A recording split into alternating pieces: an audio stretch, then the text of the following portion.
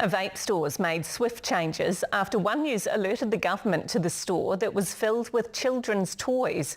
A grassroots group fighting against youth vaping called the situation simply outrageous. Senior political reporter Benedict Collins investigates.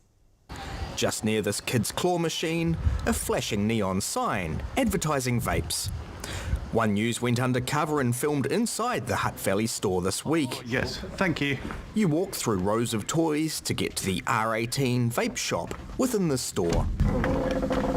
There are more toys in here, right next to the vapes.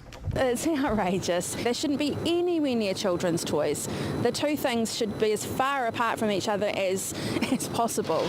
There might be disbelief a vape store can operate like this, but it's not against the law. I would have hoped that an enforcement officer would have had a chat to him, certainly about the toys for sale right alongside the vaping products.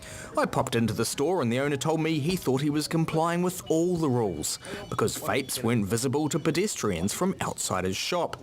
He also told me there'd been no complaints from the community, but there were concerns you could see vapes from within the toy store. On one hand, he's got an R18 sign on the glass door that you can see right through, and on the other, he's got baby toys right next to the products. Make it make sense, Benedict. Just a few weeks ago, the government continued a crackdown, bringing in new restrictions to reduce young people's exposure to vapes. It's about making sure that we're keeping our young people out of the stores and keeping the product display away from them. So we sat down with the minister and showed her our footage. Lots of kids' toys, and then you go through a glass door, and that's the vape shop, and that's more kids' toys, or it's on display here. She was less than impressed. Really disappointing.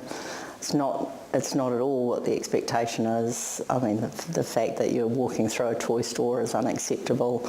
The minister felt he was breaching the new rules. Even the door that you walked through from the toy store, I would argue you can see the vape store from outside, and that again, I would argue, is the compliance stuff that they've got to work through. Vape-Free kids, they think this store's pretty outrageous. I mean, you'd agree? I would agree, and that's the part, you know, when everything we've said is to make it less visible and less accessible to young people, I think that's flouting the rules. Late this week, enforcement officers visited the store and the shop owner told One News he immediately covered the glass door so kids in his toy store can no longer see the vapes. Benedict Collins, One